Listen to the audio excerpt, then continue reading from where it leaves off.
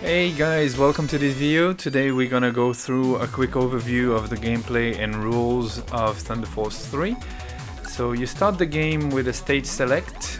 You can select between 5 worlds, so that makes it easy to practice. You also have 8 continues, so practicing any of these stages is quite easy.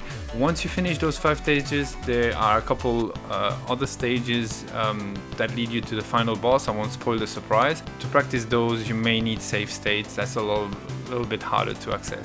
Okay, so when you start the game here, you can see I've already changed the speed to 2 little blue triangles on the upper right corner. That's my preferred speed, but you start on 3. I think it's a little bit too slippery, too fast for me, but you know, experiment. As you can see, we already got a bonus, which is those satellite ships, which double your firing power, but also give you some sort of protection. These you lose when you die. Now, in the middle top part of the screen, you can see all your weapons. Right now we have 3 weapons. Some of them can be upgraded, some of them are missing now, you will get later.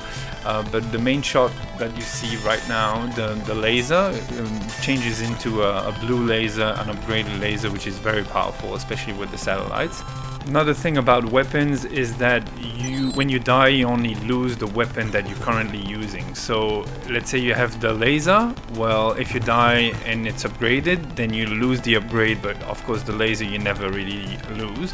If it's one of the weapons that right now are missing in slot 3 and 5, you will lose that. These weapons can, and as well as the speed, can be changed when you pause. So especially for the weapons, which are quite strategic, sometimes you really need a specific weapon at a specific spot in the game.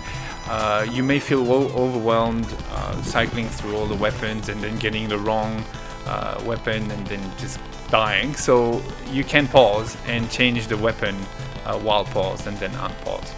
There's also a shield that appears as a bonus. There's none on level 1, but there is on level 2, 3, 4. It's probably the most useful thing because that shield, same as Get of Thunder, that shield essentially gives you 4 lives. You can be hit, I think, 4 times.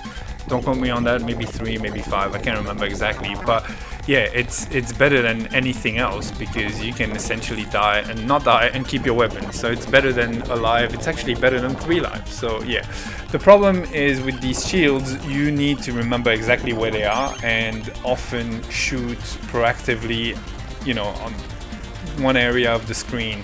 Otherwise, you're gonna miss it. Each stage is gonna start with one of those screens here, and as you can see, the weak point is listed, so the 3rd line. That's really important to check.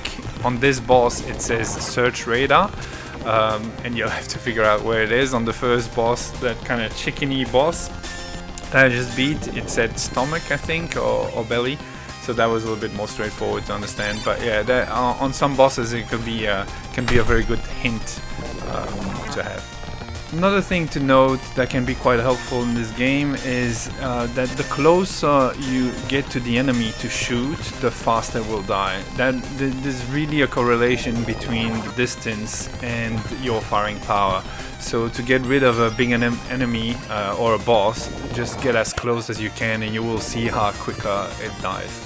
Here you can see the upgraded laser, and right about very soon you will see in the middle of the screen, there you go, a shield.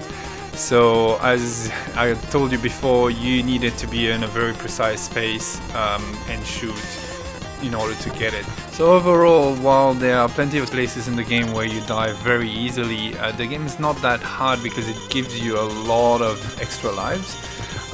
Even dying, you can, you know, constantly dying, you can easily keep your life level at 3, 4, 5, yeah, compared to other shooters. So this is why I think this game has a reputation of being very easy. I don't think it's that. Other thing to consider is the Japanese version of the game is supposed to be harder than the international version of the game. The ROM is the same, but the version is defined by the region of the console. So if you play on an EverDrive like I am, there's only one ROM, but I'm playing on Japanese console, so that the version of the game is defined by that. So be aware of that for the method that you choose to play the game with. And that's it. I think I've covered all the points that I wanted to highlight. If there's anything that I remember, I'll let you guys know. Otherwise, enjoy, get on it, and let me know how you go. Cheers.